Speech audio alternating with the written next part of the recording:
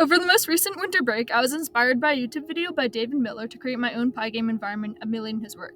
His evolution simulator is essentially a great visualization tool for the genetic algorithm, one of the simplest and most widely adapted algorithms for problem solving.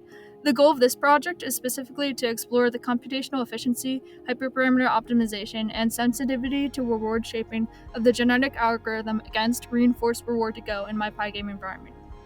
So basically, there's a grid with square creatures. Each creature has a simple feed-forward neural network brain that determines whether it moves up, down, left, or right, and the creature can make 100 moves before they die of old age. The color of the creature is supposed to reflect the weight of the FNN, and the goal is for the creatures to move to the center of the shaded area. The reward of the creature is directly proportional to the distance to the nearest survival area, as given by this formula here.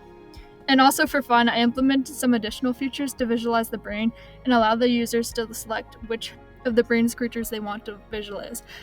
In the most simple terms, the genetic algorithm is trying a bunch of random actors and keeping what works. Additionally, there are mutations made to the actors with each generation. Specifically in my Pygame environment, most children have the same exact neural network brains as their parents. However, there's a chance of mutation where 1 to 5 weights are changed to random floats, and this is done so that children can improve on the policies of their parents. To visualize the genetic diversity of the population, if children are clones of their parents, then they will have the same exact color. However, if there's a mutation, then the color is slightly shifted, which is why you see so many different shades of the same color in later generations. And the thought is that with enough generations, the population should be made up of mostly creatures with neural network brains that move towards the survival area. The goal of reinforce is to maximize the expected reward by minimizing this loss function where RT is specified by this formula. While attempting to implement reinforce, I found that only one creature needed to be initialized at the same location, otherwise the updates per batch would be too sensitive to the random spawn locations. One of the most difficult and important elements of this project was devising a way to compare the two radically different algorithms fairly, so I opted to spawn 50 creatures randomly on a board with the initial position specified by the same random seed, and then compare the average fitness values of the creatures after 100 steps. So for the sake of simplicity, I trained one instance of reinforce and then hyperparameter tuned a bunch of instances of the genetic algorithm on the same random seed to try to get the best possible evaluation performance per computation time. On a NVIDIA RTX 4060, reinforce achieved an evaluation reward of 66 in roughly 34 seconds or 300 episodes of training computation time.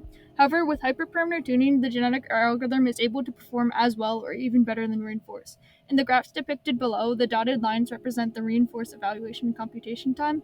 Therefore, any point in the upper left square where the dashed lines intersect represents a scenario where the genetic algorithm performed better than reinforce in terms of evaluation reward per second of computation time. Another goal of the project was to explore each of the algorithm's sensitivity to reward shaping by changing the scale factor, so I ran many instances of each algorithm while changing the scale factor. Based on the evaluation reward, it appears that reinforce and the genetic algorithm have very similar sensitivity to reward shaping. However, from the graph of the average population of all the dots in the genetic algorithm while training, it's clear to see that the genetic algorithm benefits much more than reinforce from tuning of the reward function. But this also suggests that I need to change my evaluation method for future work. What's really cool that you can see from the footage is that for the genetic algorithm, the higher scale factor led to a more divergent population who either moved left or up, whereas the lower scale factor led to dots who moved diagonally. However, this had the opposite effect for reinforce. Overall, I think it is very clear that the genetic algorithm is more versatile, generalizable, and easier to implement than reinforce, especially when you take into consideration that I trained reinforce on a dedicated GPU, something that a lot of people don't have access to.